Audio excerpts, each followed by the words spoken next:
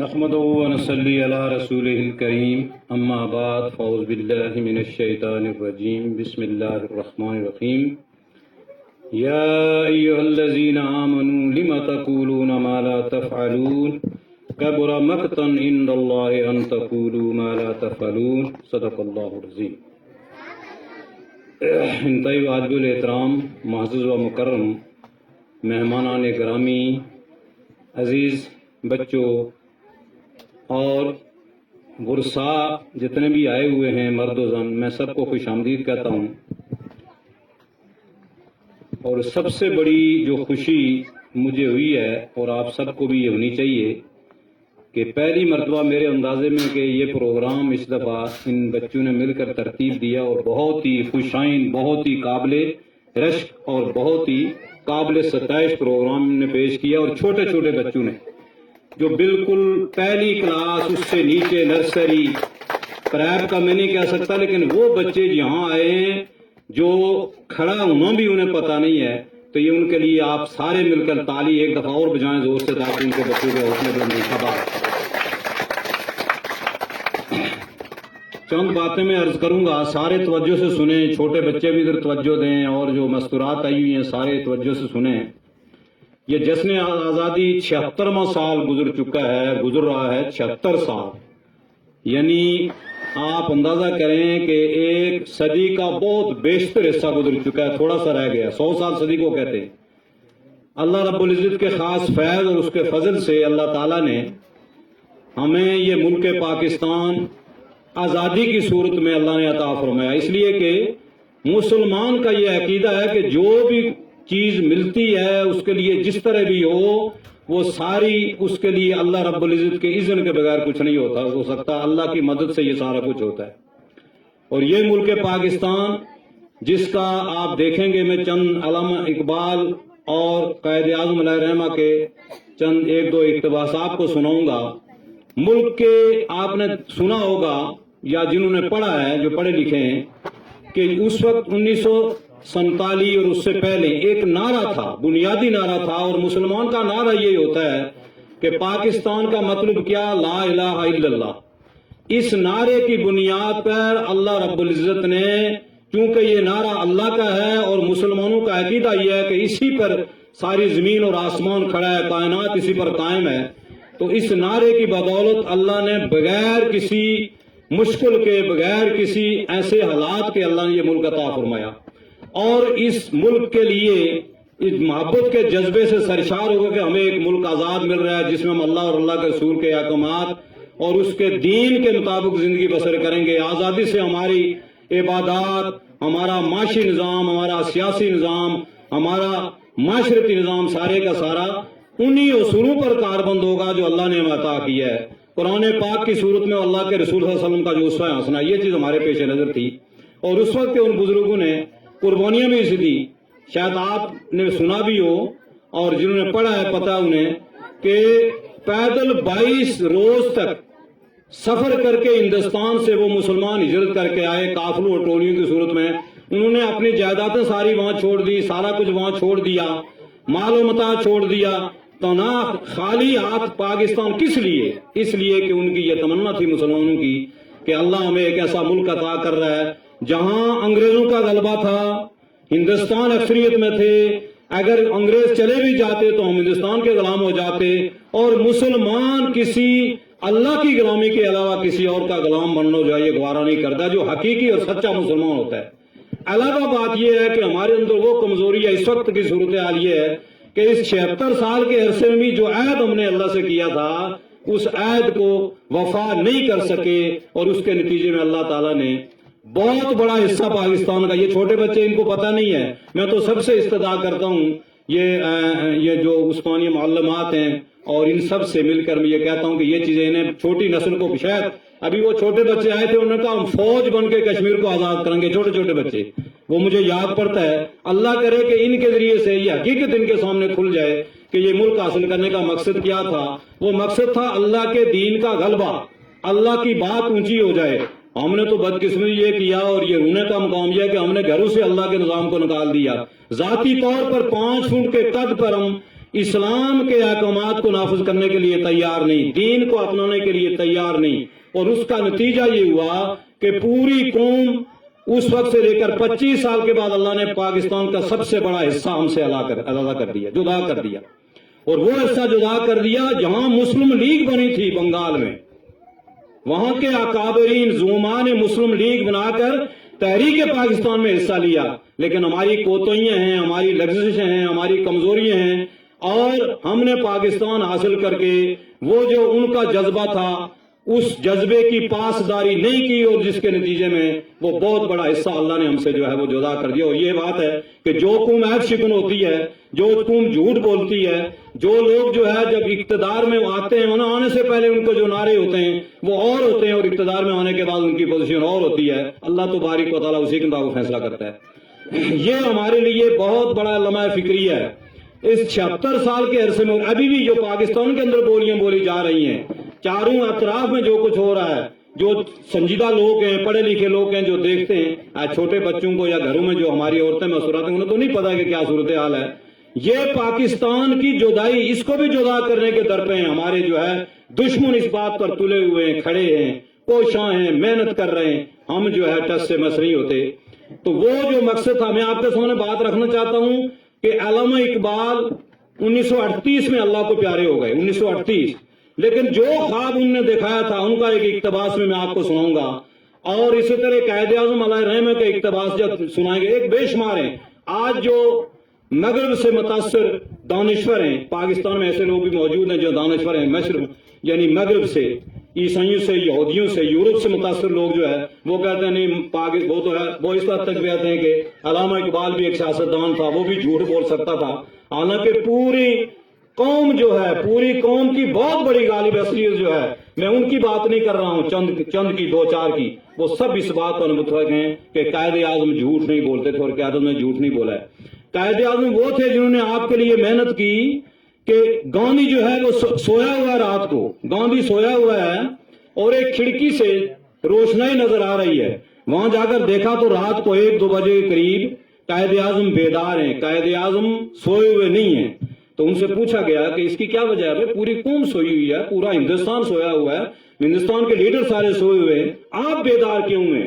انہوں نے کہا ان کی قوم جاگ رہی ہے اس لیے وہ سوئے ہوئے ہیں، اور میری قوم سوئی ہوئی ہے اس لیے میں بیدار ہوں، میں جاگ رہا ہوں، اس کے لیے محنت کر رہا ہوں، کوشش کر رہا ہوں۔ تو یہ تھا ان کا وہ مقام، ان کی محنت، ان کی کوشش، اور اس کی ہم نے قدر نہیں کی ہے، تو اللہ نے جو ہے 25 سال کے بعد بڑا حصہ ہم سے جدا کر دیا، اور وہ پاکستان نہیں بنا۔ چاہیے تو یہ تھا کہ پاکستان کے لیے قربانی کی تو نام بھی اس کا پاکستان ہوتا، پاکستان نمبر 2 ہو جاتا۔ بہت سے ممالک 2 حصوں میں تقسیم ہے، انہوں نے نام نہیں بدلی کیا، وہ بنگلہ زبانی زبان پر بنگلہ دیش بنا ہے، اور آج دنیا کے نقشے پر موجود ہے، وہ جدا ہے ہم سے۔ یہ پاکستان جو ہے رہس ہے پاکستان، اس کے لیے بھی ہمارے اپنے مفادات، اپنا سارا کچھ، جھوٹ آئے دن، یہ ہم نے جو ہے اس کا وطیرہ بنا لیا، اور ایسا وقت آنے والا ہے، اللہ نہ کرے کہ صورتحال بدل جائے، ہماری وہ پوزیشن نہ رہے۔ تو قائد اعظم کے حوالے سے چونکہ وقت بہت ہو جائے گا، میں 2-3 باتیں عرض کرنا چاہتا ہوں۔ ایک تو قائد اعظم رحمۃ اللہ نے فرمایا تھا کہ پاکستان تو اسی دن قائم ہو گیا تھا، اس لیے کہ پاکستان ایک نظریاتی مملکت ہے، اسلام ایک نظریہ ہے، ہندوازم ایک نظریہ ہے، اور جو دین المذاہب وہ نظریات ہیں۔ اسلام کا نظریہ یہ ہے کہ مشرق کا مسلمان، مغرب کا مسلمان، شمال کا مسلمان، جنوب کا مسلمان جب وہ کلمہ پڑھ لیتا ہے تو وہ ملت اسلامیہ کا فرد بن جاتا ہے، وہ مسلمانوں کا بھائی بن جاتا ہے، وہ ایک ہو جاتا ہے، چاہے کسی ملک میں رہنے والا ہو۔ تو اس لیے انہوں نے کہا کہ پاکستان تو اس دن قائم ہو گیا تھا جب برصغیر کا پہلا آدمی مسلمان ہوا تھا، کیونکہ اب وہ پہلی قوم کا فرد نہیں رہا ہے، وہ ہندو نہیں تھا، وہ مسلمان ہو گیا، یا عیسائی نہیں تھا، عیسائی تھا تو اب عیسائی نہیں، مسلمان ہو گیا تو وہ مسلمان بن گیا۔ اس لیے ہم چاہتے ہیں کہ ایک ملک ایسا علیحدہ ہو، ایک ایسا خطہ ہمیں ملے جس میں ہم آزادانہ طور پر اسلام کی سربلندی کے لیے اسلامی احکامات کے مطابق، دین کے مطابق زندگی بسر کریں۔ اب آج بھی کہنے کے لیے کہتے ہیں، ابھی آپ سنیں گے، کہیں گے ہم اس کو اسلامی فلاحی مملکت بنانا چاہتے ہیں، اسلامی ریاست بنانا چاہتے ہیں، لیکن 1949 میں علامہ شبیر احمد عثمانی رحمۃ اللہ اور علماء نے مل کر جو قرارداد مقاصد پیش کی تھی، وہ آئین کا حصہ موجود ہے، قرارداد مقاصد، لیکن اس پر عملی طور پر کام نہیں ہوا، عملی طور پر کام نہیں ہوا ہے جو عملی ہونا چاہیے۔ بھائی ہم کہتے ہیں کہ ہمارا دین اسلام تمام ادیان، تمام نظام ہے زندگی پر غالب ہے، اچھا ہے، بڑا ہے، کہتے ہیں مسلمان کہتے ہیں، دعویٰ کرتے ہیں۔ سوال پیدا ہوتا ہے کہ یہ اتنی بڑی دنیا میں مسلمانوں کی آبادی تو کسی ایک ملک میں دکھاؤ نا آپ کا وہ نظام جس کے آپ دعوے کرتے ہیں، جس کے مطابق زندگی بسر ہوتی ہے، تو کہیں ہے نہیں ہے۔ پاکستان تو اس نعرے پر بنا تھا کہ ہم یہ کریں گے، تو ہم نے جھوٹ کیا۔ وہی آیت کریمہ میں نے آپ کو سنائی کہ جو قوم جو قول سے کہتی ہے یہ منافقین کی ایک علامت ہے۔ میں نہیں کہتا ہم میں سے کتنے منافق ہیں کتنے نہیں، وہ تو اللہ کو پتہ ہے، لیکن اللہ فرماتے ہیں سورہ صف میں کہ یا ایھا الذین آمنوا، اے اہل ایمان، مسلمانوں سے خطاب ہے، یا ایھا الذین آمنوا، اے اہل ایمان، لما تقولون ما لا تفعلون، کیوں وہ بات کہتے ہو جو کرتے نہیں۔ تو آپ کہتے ہیں نا، سارے کہتے ہیں ہم اسلامی فلائی ریاست بنانا چاہتے ہیں، ہم دین کے مطابق وہ کریں گے، لیکن عملی طور پر کچھ بھی نہیں۔ عملی طور پر وہی بندر بوٹ ہے، وہی چور بازاری ہے، وہی سارا کوئی سلسلہ ہے۔ تو کیسے ہم سدھریں گے، کیسے اللہ کی مدد آئے گی؟ نہیں آ رہی ہے۔ تو فرمایا کہ یا ایھا الذین آمنوا لما تقولون ما لا تفعلون، کبرا، کیوں وہ بات کہتے ہو جو کرتے نہیں، یہ جو منہ سے کہتے ہو اس پر عمل کیوں نہیں کرتے ہو؟ کبرا مقتا عند اللہ ان تقولوا ما لا تفعلون، اللہ کے یہاں بہت بڑی بیزاری ہے کہ جو بات تم زبان سے کہو، منہ سے کہو، اس پر عمل نہ کرو۔ تو ہماری کیفیت تو یہی ہے کہ ہم عمل نہیں کر رہے ہیں۔ اس لیے اب یہ ملک ملا تھا تو اس کا تقاضا کیا تھا؟ شکریہ کے طور پر ہم وہ کچھ کر دے جس کا اللہ سے وعدہ کیا تھا، اللہ ہمیں اس شکریہ کے طور پر اس میں اور اضافہ کرتا، اللہ ہماری مدد کرتا۔ لئن شکرتم لازیدنکم، اللہ فرماتے ہیں کہ جب تم شکر کرو گے تو میں تمہاری اس شکر میں اور اضافہ کروں گا اور بڑھوں گا، لیکن ہم نے نہیں کیا۔ تو قائد اعظم کی بات ہو گئی کہ پہلا مسلمان جب اس میں کلمہ پڑھا تو اس کے بعد کیا ہو گیا؟ پاکستان بن گیا۔ دوسرا اقتباس ان کا یہ ہے، مسلمان اپنے مقصد حیات میں، یعنی وہ کہتے ہیں کہ اسی نظریے کی بنیاد پر تحریک پاکستان معرض وجود میں آئی۔ تحریک پاکستان کے دوران قائد اعظم رحمۃ اللہ نے باشغاف الباس میں، صاف الباس میں فرمایا تھا کہ ہم پاکستان کا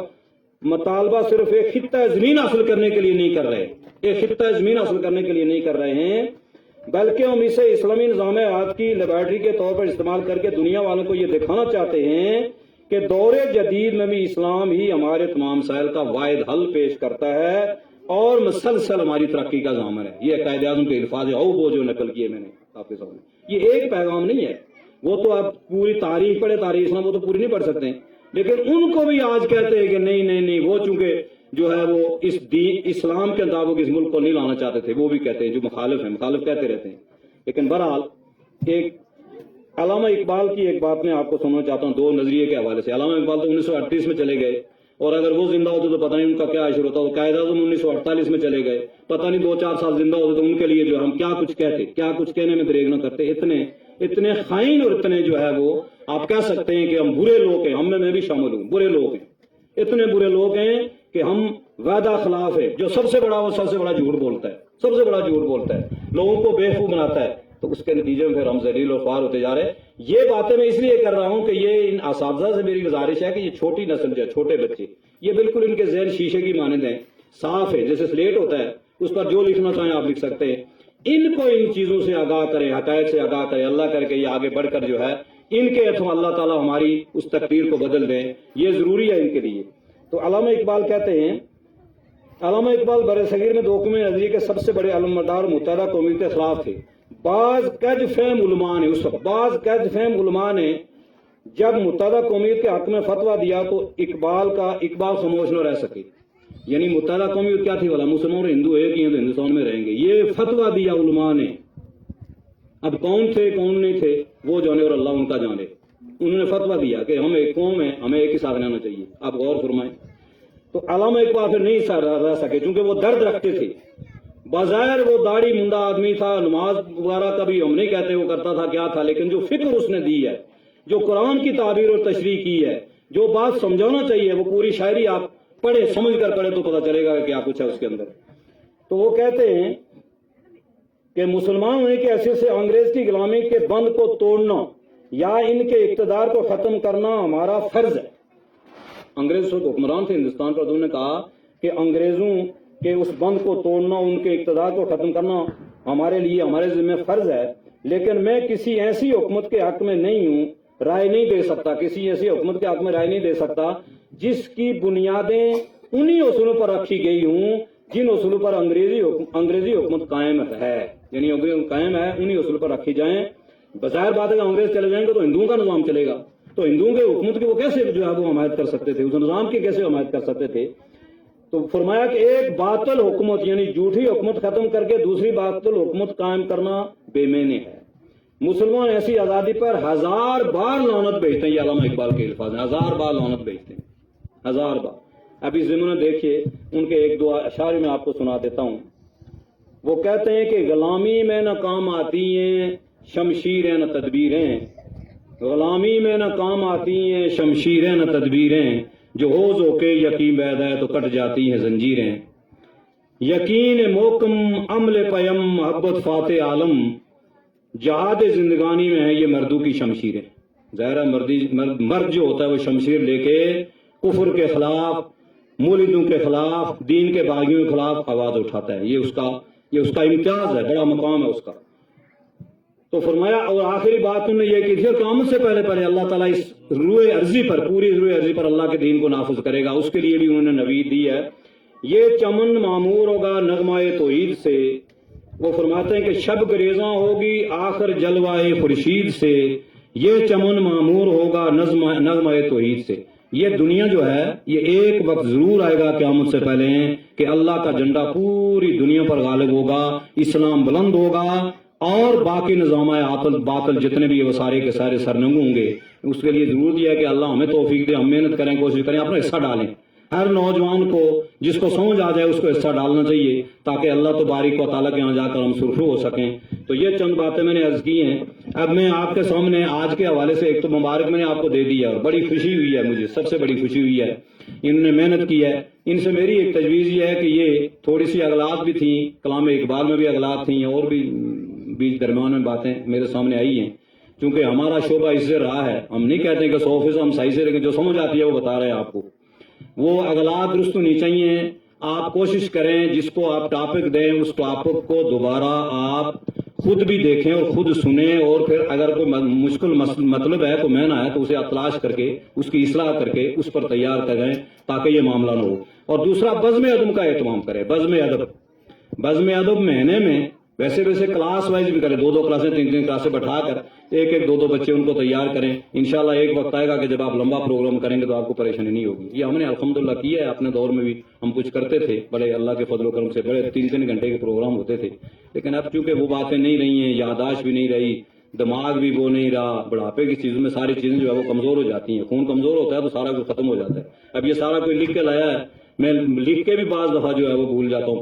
پڑھنے میں مشکل ہوتا ہے۔ تو بہرحال ایک تو یہ بات ہے۔ دوسری بات یہ ہے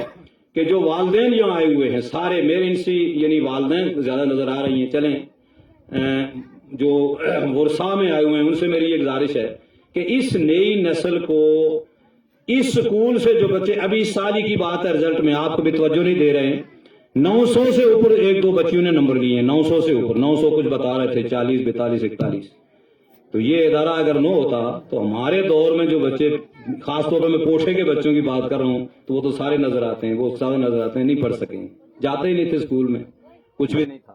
تو یہ اللہ کے فضل و کرم سے معاملہ چلا ہے ہمارا، اور اس کے نتیجے میں آپ کے یہ بچے یہ نونہال بچے چھوٹے جو ہے وہ ہونہار بھی ہیں، ہوتے جا رہے، بل بچے سارے ہونہار ہوتے ہیں، محنت کرنی پڑتی ہے۔ تو یہ محنت ہوگی تو انشاءاللہ یہ آپ کے نام کو بھی روشن کریں گے، اور ان کی تربیت کا خاص اہتمام کریں، گھر میں تربیت کریں ان کو۔ اچھا بھائی آپ گھر میں ان کو، بچہ جھوٹ بول رہا ہے اسے پابند کریں گے جھوٹ نہ بولے، لیکن آپ خود جھوٹ بول رہے ہوں میری طرح تو کیا بنے گا پھر؟ تو وہ کہے گا بہت ابا جی اور امی جی جو بار بول رہے ہیں یہ سب سے قیمتی ہے۔ وہ جو استاد ہوں بتا دیں بڑے پاگل ہیں، انہیں تو پتہ ہی نہیں۔ بھائی آپ کوشش کریں سارے مل کر کہ بچے سچ بولیں، بچے والدین کا ادب کریں، بڑوں کا احترام کریں، اور راستے میں چلتے ہوئے کسی کی چیز ضائع نہ کریں، ساری چیزیں گھر میں بھی بتائیں۔ تو 6 گھنٹے یہاں ہوتے ہیں تو باقی وقت کتنا ہوتا ہے؟ 24 گھنٹے میں چلیں، رات کا سونے کا وقت نکال کر باقی آپ میں بار بار یہ کہتا رہتا ہوں، میری باتیں اچھی نہیں لگتی ہیں، یہ بڑی قیمتی سرمایہ، یہ ضائع ہوتے جا رہے ہیں اور ایک وقت آئے گا کہ آپ خون کے آنسو رہیں گے۔ ان کی حرکات اگر غلط ہوں گی تو خون کے آنسو رونا شروع کریں گے آپ، اس وقت وہ وقت ہاتھ نہیں آتا ہے۔ تو اس حوالے سے کوشش کریں، میری آواز سب تک پہنچ رہی ہے تو کوشش کریں کہ یہ آپ کے بچے آپ کے قیمتی سرمایہ ہیں، بچیاں اور بچے، ان پر محنت کریں، یہ خراب نہ ہوں، ضائع نہ ہوں۔ ان کو ان کے کپڑے، ان کے لباس، ان کے کھانے پینے کے لیے فکر مند ہیں، ہم سارے فکر مند ہیں نا آپ۔ ان کی وہ جو روحانی زندگی ہے، دین والی زندگی ہے، اللہ والی زندگی ہے، آخرت والی زندگی ہے، جہاں جا کے رہنا ہے، یہ تو 50 60 100 سال گزر جائے گا، بات ختم۔ وہ تو لمحہ بھی نہیں ہوتا ہے اس کے لیے، آخرت کے مقابلے میں کچھ بھی نہیں ہے، تو اس کے اندر جو ہے اس کی فکر کریں تاکہ ان کا معاملہ ٹھیک ہو جائے۔ تو یہ چند باتیں میں اس وقت جو تھی، اب وقت بھی خاصا ہو گیا ہے، تو میں اسی پر ختم کر کے پھر دوبارہ مبارکباد دیتا ہوں، اور میں اپنی طرف سے میں تو باقیوں سے بھی عرض کروں گا 1000 روپیہ ان کی مٹھائی کے لیے جنہوں نے یہ پروگرام کیا ہے، تو 1000 روپیہ میں دیتا ہوں،